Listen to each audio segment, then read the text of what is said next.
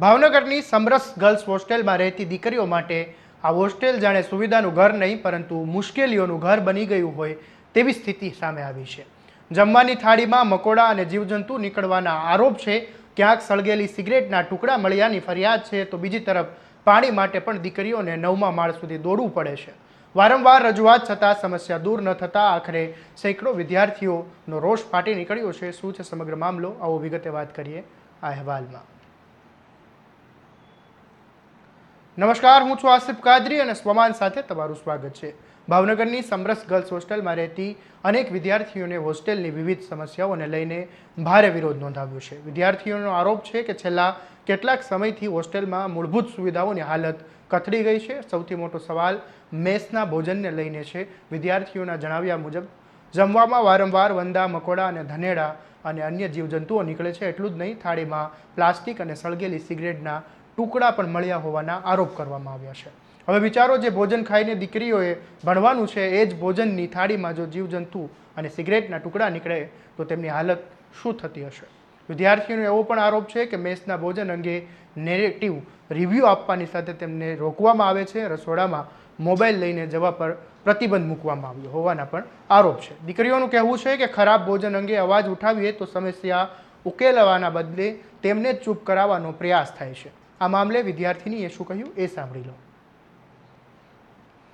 અમારા ઘણા બધા પ્રશ્નો હતા, જેમ કે મિસબિહેવ, જેના મતલબ જે વોર્ડન ને લોકો છે એમના બહુ મિસબિહેવ છે। એ સિવાય રજા બાબતે અમારી ઘરે જઈએ છતાં બી એમને રજા ન આપવામાં આવે, અથવા તો અમે બધું માંગીએ તો મિસબિહેવ થાય। એ સિવાય જમવાનો મેઇન તો કે એમાં ઘણી બધી જીવાત વગેરે નીકળે છે, એવું બધું। એના માટે અમે કલેક્ટરશ્રીને બોલાવવાની માંગ કરી હતી, તો એ તો અત્યારે હાજર નહોતા, એના લીધે ન આવી શક્યા। એની નીચેના અધિકારીને એમને મોકલ્યા અને આવ્યા અને એમને અમારા પ્રશ્નો સાંભળ્યા અને એમાંથી ઘણા ખરા પ્રશ્નોના નિવારણ માટેનું એમને અત્યારે કહ્યું છે। અત્યારે કોઈ કર્યા નથી, એમને સમય માંગ્યો છે।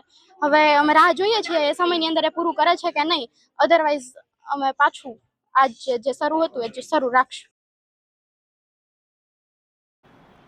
માત્ર ભોજન જ નહીં, પાણીની સમસ્યા પણ ગંભીર હોવાનું વિદ્યાર્થીનીઓ જણાવી રહી છે। 9મા માળની આ હોસ્ટેલમાં માત્ર થોડા માળે જ પાણી આવે છે અને પાણી ભરવા માટે દીકરીઓને ઉપરના માળ સુધી જવું પડે છે। લિફ્ટ પણ લાંબા સમયથી બંધ રહેતી હોવાના કારણે બીમાર પડેલી વિદ્યાર્થીનીઓ માટે પણ મુશ્કેલી વધી રહી છે। આ મામલે નાયબ કલેક્ટરે શું કહ્યું એ સાંભળી લો। આજરોજ સમરસ હોસ્ટેલ ખાતે બહેનો દ્વારા વિવિધ તેમના પ્રશ્નો મુદ્દે એક તેઓ હડતાલ પર બેઠેલાની માહિતી મળી હતી, એટલે કલેક્ટર સાહેબની સૂચનાથી તેમના પ્રશ્નો સાંભળવા અને પ્રશ્નોનું નિરાકરણ કરવા માટે હું નાયબ કલેક્ટર અક્ષર વ્યાસ અને મારી ટીમ મામલતદાર સાથે અહીંયા ઉપસ્થિત રહેલા હતા। બહેનો દ્વારા જે કોઈ પણ પ્રશ્નો છે તે પ્રશ્નો સાંભળ્યા, એમાં જેટલા પ્રશ્નો અમારી કક્ષાએથી સોલ્વ થઈ શકે તેમ હતા તેમનું બહેનોને આશ્વાસન આપ્યું છે। ઉપરાંત જે નીતિગત વિષયો છે અને અન્ય પ્રશ્નો છે તેની માટે માન્ય કલેક્ટર સાહેબના અધ્યક્ષસ્થાને વિવિધ સ્ટેક હોલ્ડર્સ છે એ સ્ટેક હોલ્ડર્સની આવતીકાલે એક મિટિંગ કરીશું અને મિટિંગમાં દરેકને કલેક્ટર સાહેબ દ્વારા યોગ્ય સૂચના આપશે અને એમના પ્રશ્નોનું ઝડપથી નિરાકરણ આવે તે પ્રયત્નો તંત્ર દ્વારા કરવામાં આવશે। સવાલ એ છે કે હોસ્ટેલમાં રહેતી દીકરીઓને પીવાનું પાણી પણ પૂરતું ન મળે તો કરોડોના ખર્ચે બનેલી આ સુવિધાનો ફાયદો શું?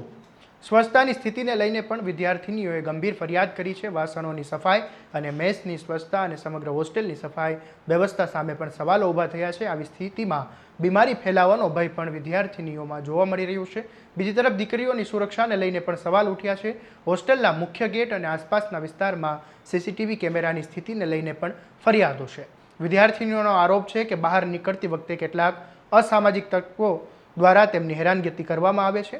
ત્યારે આ મામલે એબીવીપીના વિદ્યાર્થીની નેતાએ શું કહ્યું એ સાંભળી લો। અહીંયા રોજ સમરસ છાત્રાલય ખાતે ગઈકાલે બહેનોના કોલ આવેલા, તો અત્યારે વિષય એવો છે કે બહેનોને જે ભોજન છે એ ભોજનમાં બહેનોને જમવાની અંદર કીડા નીકળે છે, વિવિધ પ્રકારના જીવજંતુઓ નીકળે છે, પછી સિગરેટ નીકળે છે, પ્લાસ્ટિક નીકળે છે। એવો પ્રશ્ન છે। ભોજનની અંદર પાણીની સારી વ્યવસ્થા નથી અને જે 9 ફ્લોર છે એમાંથી 2 થી 3 ફ્લોરની અંદર જ પાણી આવી રહ્યું છે। અને બીજો એવો વિષય છે કે બહેનોની સુરક્ષાને લગતો પ્રશ્ન છે। સમરસ હોસ્ટેલની બારોબાર અહીંયા સીસીટીવી કેમેરા નથી। બહેનોને જે બહારના અસામાજિક તત્વો છે તે પરેશાન કરી રહ્યા છે। જ્યારે બહેનો કોલેજ જાય છે, પોતાના સ્ટડી સેન્ટર માટે જાય છે, ત્યારે બહેનોને વિવિધ પ્રકારના આવારા તત્વો બહેનોને હેરાન કરવામાં આવે છે।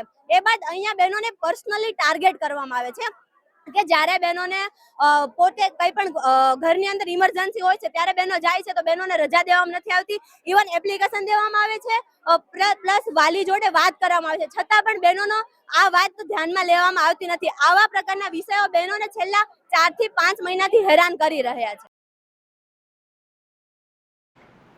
આ મામલે એબીવીપીના વિદ્યાર્થી નેતાએ પણ તંત્ર સામે સવાલો ઉઠાવ્યા છે. તેમના જણાવ્યા પ્રમાણે છેલ્લા 4 થી 5 મહિનાથી આ સમસ્યાઓ ચાલી રહી છે, છતાં તેનો કોઈ કાયમી ઉકેલ નથી આવ્યો. એબીવીપીના મહિલા નેતાએ પણ તંત્રને ઘેર્યું હતું. હવે સવાલ એ છે કે દીકરીઓને સુરક્ષિત અને સ્વચ્છ વાતાવરણ આપવાની જવાબદારી કોની છે? મેસમાં ભોજનની ગુણવત્તા કોણ તપાસશે? પાણી સમસ્યા ક્યારે દૂર થશે અને લિફ્ટ ક્યારે ચાલુ થશે? અને વિદ્યાર્થીનીઓની સુરક્ષા માટે તંત્ર ક્યારે જાગશે? હાલ વિદ્યાર્થીનીઓએ ભારે વિરોધ નોંધાવીને પોતાની જે સમસ્યા છે તેમની સામે સવાલ ઉઠાવ્યો છે. હવે જોવાનું એ રહેશે કે તંત્ર માત્ર આશ્વાસન આપે છે કે પછી મેસ, પાણી, લિફ્ટ, સ્વચ્છતા અને સુરક્ષાની સહિતની તમામ સમસ્યાનો કાયમી ઉકેલ લાવે છે. આ મામલે તમારું શું કહેવું છે અમને કોમેન્ટ બોક્સમાં જરૂરથી જણાવજો. તમારા સ્વમાનની વાત કરતા સ્વમાનથી સબસ્ક્રાઇબ કરી દેજો અને આ વિડીયોને વધુમાં વધુ શેર કરવાનું ભૂલતા નહીં. નમસ્કાર.